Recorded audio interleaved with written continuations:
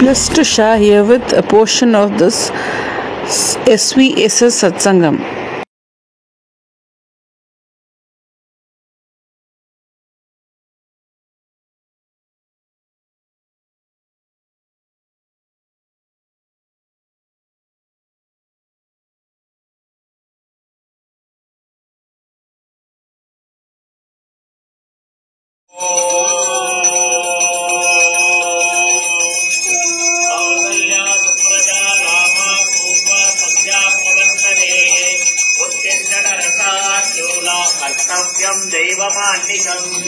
उत्तिष्ठ गोविंद उत्तिष्ठ गरुडध्वज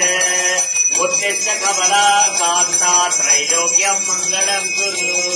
मातः समस्त जगतां मधुकैल पारे भव्यरूपाय मंगलम्। ओम आनंद रूपे निजबोध रूपे ब्रह्मस्वरूपे गुरुमूर्ति रूपे सदांग रूपे रमणीयमस्तमम् ज्येष्ठराजम् ब्रह्मणाम् ब्रह्मणस्पद आनन्वन्मन्योतिरिक्तिरसादनम्। ओम श्री महागणपतये नमः। हरिः ओम्। शुक्लाम्बरधरम् विष्णुम् शशिवर्णम् चतुर्भुजम् प्रसन्नवदनम् ध्यायेत् सर्वविघ्नोपशान्तये। यस्य स्थिरदवग्राद्या पारिषद्या परशतम् भूतभव्यभवत् प्रभुः भूतकृद्भूतभृद्भावो भूतात्मा भूतभावनः भूतात्मा परमात्मा च मुक्तानां परमागतिः अव्ययपुरुषशासी क्षेत्रज्ञो शरयेव च योगो योगविदाम्नेन प्रधानपुरुषेश्वरः नारसिंहवपुः श्रीमान्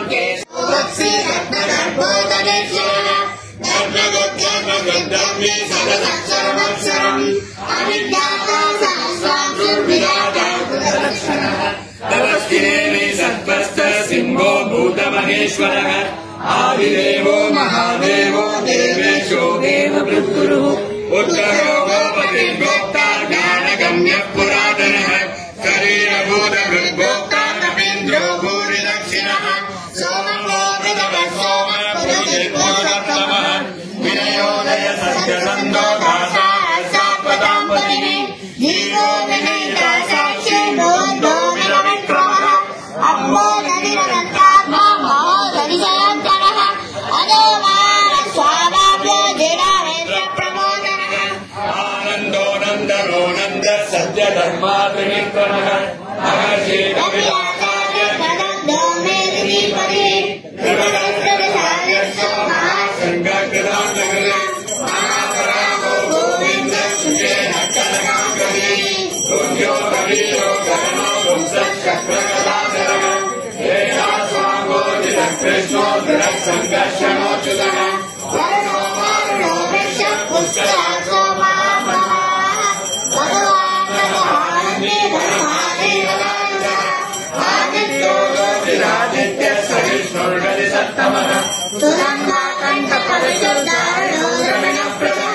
दिवस्कृतर्वसव्यापो भागस्पतिरयो निजः श्रीरामासामगस्साम निर्वाणम् वेशकम् विजगे सन्न्यासकृत्समशान्तो निष्ठा शान्तिपरायणम् शुभाङ्गशान्तिदश्रेष्ठा कुमुदकुवलेशयः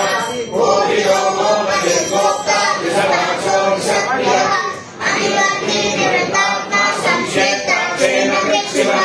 श्रीवत्सवक्षा श्रीवास श्रीपति श्रीमताम्बरः श्रीधर श्रीधर श्रीनिवास श्रीनिधि श्रीविभावनः श्रीधर श्रीधर श्रेय श्रीमान् लोकत्रयाश्रयः स्वक्षस्वङ्गसदानन्दो नन्दिर्ज्योतिर्गणेश्वरः विदितात्मा विधेयात्मा सद्कीर्ति छिन्न संशयः उदीर्ण सर्वदक्षक्षुरणीश शाश्वतस्यः भूषयो भूषणो भूतिर्विशोधशोधनाशनः अर्चिष्मानर्चितकुम्भो विशुद्धात्मा विशोधनः अनिरुद्धो प्रतिरुधः प्रद्युम्नो कृतविक्रमः कालनेमिनिः वीरशूरिः सूरजनेश्वरः त्रिलोकात्मा त्रिलोकेश केशवः केशिका हरिः कामदेवः कामपालः कामे कृतागमः विष्णुर्वीरोऽनन्तो धनञ्जयः ब्रह्मण्यो ब्रह्मविद्ब्रह्मा ब्रह्म ब्रह्मविवर्धनः ब्रह्मज्ञो ब्राह्मणप्रियः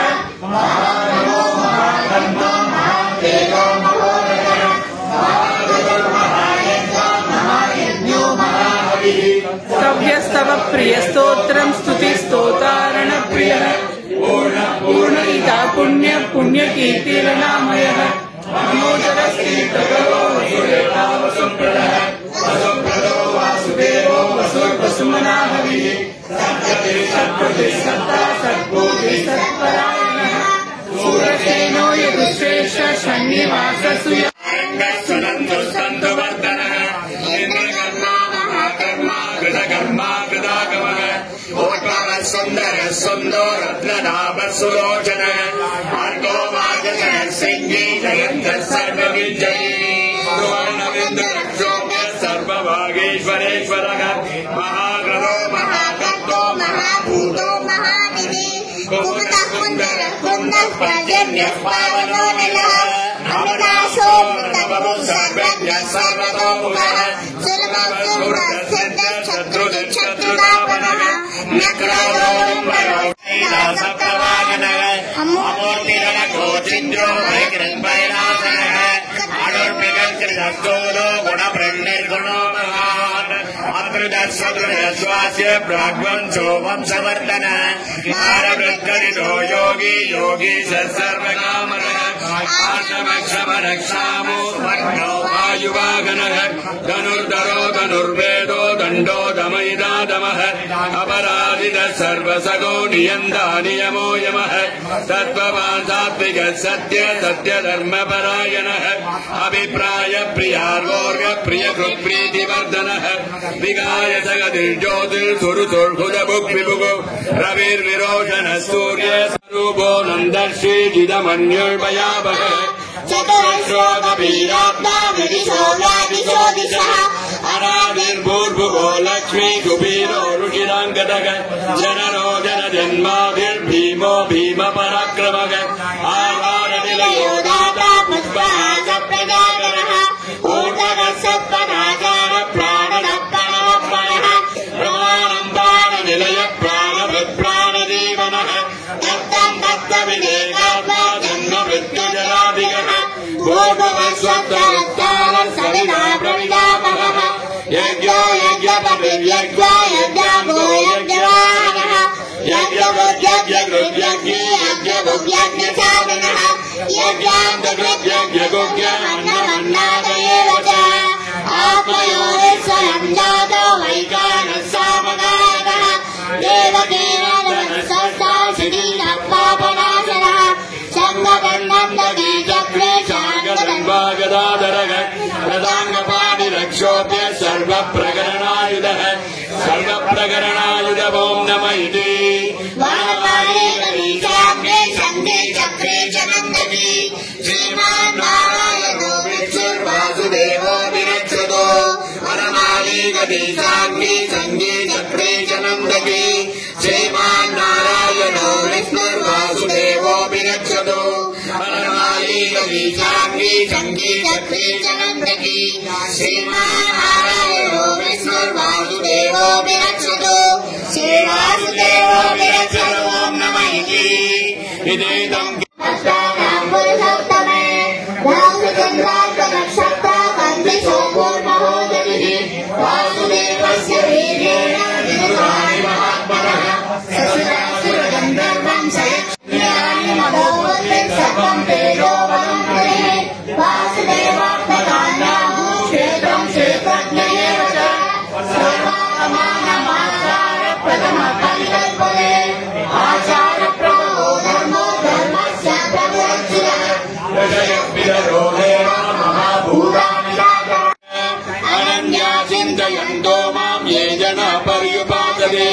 तेषां नित्याभियुक्तानां योगक्षेमं भगम्यगम् परित्राणाय साधूनां विनाशाय चतुष्कृतां धर्मसंस्थापनार्थाय सम्भवामि युगे युगे आर्ता विषण्णातिथिलाक्षवीदाः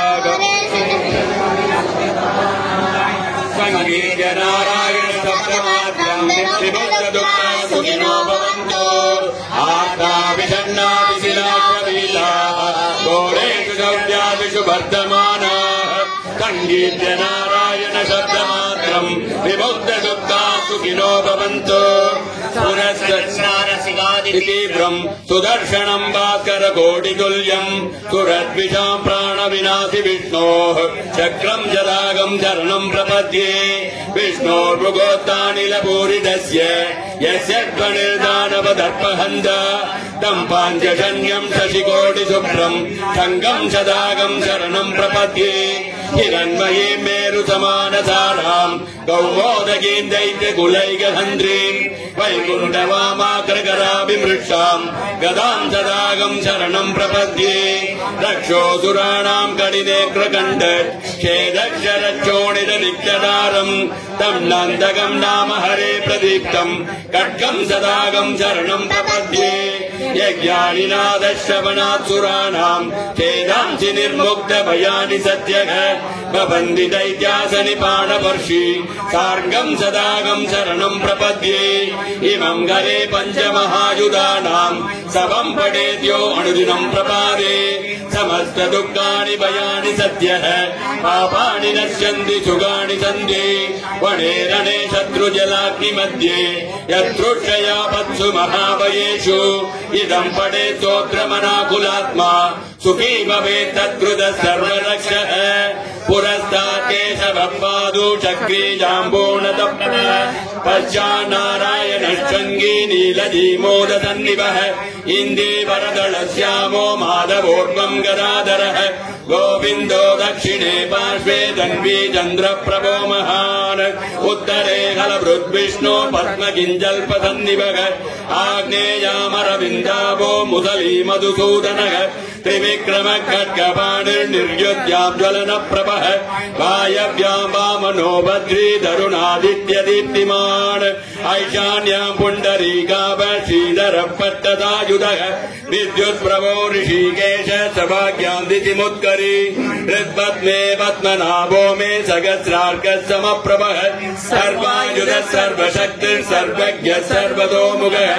इन्द्रकोपगसङ्गाश पाशगतोपराजितः सभाग्याभ्यन्तरम् देगम् व्याप्य दामोदरस्थितः एवम् सर्वत्र मच्चित्रम् नाम 12 पञ्चरम् प्रविष्टोऽहम् न मे किञ्चित् भयमस्ति कदाचन भयम् नास्ति कदाचन ॐ नम इति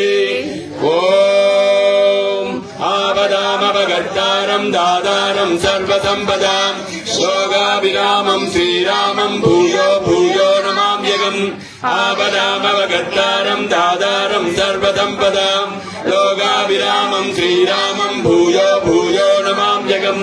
आपदामपकर्तारम् दातारम् सर्वसम्पदाम् योगाभिरामम् श्रीरामम् भूयो भूयो नमाम्यहम् आर्तानामार्तिगन्धारम् पीडानाम् पीडिनाशनम् जगदाम् कालदण्डम् तम् रामचन्द्रम् नमाम्यहम् नमः कोदण्डहस्ताय सन्धिकृत दैत्याय रामाय अपन्निवारिणे रामाय रामभद्राय रामचन्द्राय वेदसे रघुनाथाय नाथाय सीताय पतये नमः रामाय रामभद्राय रामचन्द्राय वेदसे रघुनाथाय नाथाय सीताय पतये नमः रामाय रामभद्राय रामचन्द्राय वेदसे रघुनाथाय नाथाय सीताय पतये नमः अग्रदपृष्ठदश्चैव पार्श्वदश्च महाबलौ आगर्णपूर्णधन्वानौ रक्षेदाम् रामलक्ष्मणौ तन्नन्दकवटी खड्गी शापबाणधरो युव गच्छन्ममाग्रदो नित्यम् रामपादुसलक्ष्मणः अच्युतानन्द गोविन्द नामोच्चारणमेजरात् नश्यन्ति सकला रोगा सत्यम् सत्यम् वदाम्यहम् सत्यम् सत्यम् पुनः सत्यमुद्धृत्य भुजमुच्यते वेदाशास्त्रम् परम् नास्ति न दैवम् केशवात् परम् शरीरे जर्जरीभूते व्याधिग्रस्ते कळेबरे औषधम् जाह्नवीदोऽयम् वैद्यो नारायणो हरिः आलोट्य सर्वशास्त्राणि विचार्य च पुनः पुनः इदमेकम् सुनिष्पन्नम् ध्येयो नारायणो हरिः ॐ देव्यमुवाच देवदेव महादेव त्रिकालज्ञमगेश्वर करुणाकर देवेश भक्तानुग्रहकारक अष्टोत्तरशतं लक्ष्म्या शोधुमिच्छामि तत्पदक ईश्वरमुवाच देवि साधु महाभागे महाभाग्यप्रदायकम् सर्वैश्वर्यकरम् पुण्यम् सर्वपापप्रशमनम् सर्वदारिद्र्यशमनम् श्रवणात् मुक्तिमुद्दिदम् राजभक्ष्यकरम् दिव्यम् गुह्यात् गुह्यतमम् परम् दुर्लभम् सर्वदेवानाम् सदुष्षष्टिकलास्पदम् पद्मारीणावराधानाम् निधीनाम् नित्यदायकम् समस्तदेवतम् सेव्यम् अणिमाद्यष्टसिद्धिदम् किमत्र बहुनोग्नेन देवी प्रत्यक्षदायकम् तव प्रीत्याय पश्यामि समागितमनात् शृणु अष्टोत्तरशतस्याद्य महालक्ष्मी सुदेवता क्लीबीजम् परमित्युक्तम् शक्तिस्तु भुवनेश्वरी अङ्गन्यासकरन्यास स इत्यादि प्रकीर्तितः ध्यानम् वन्दे पद्मकराम् प्रसन्नपदनाम् सौभाग्यदाम् भाग्यदाम् हस्ताभ्यामभयप्रदाम् मणिगणैः नानाविधैर्भूषिताम् भक्ताभीष्टबलप्रदाम् हरिहरब्रह्मादिविसेविताम् पार्श्वे पङ्कजसङ्गपद्मनिधिनिरुक्ताम् सदा शक्तिभिः सरसि जनयने सरोजहस्ते धवलधराम् श्रुगगन्धमाल्यशोभे भगवती परिहल्ये मनोज्ञे त्रिभुवनबोधिकरि प्रसीदमख्यम् ॐ प्रकृतिम् विकृतिम् विद्याम् सर्वभूतहितप्रदाम् श्रद्धाम् विभूतिम् सुरभिम्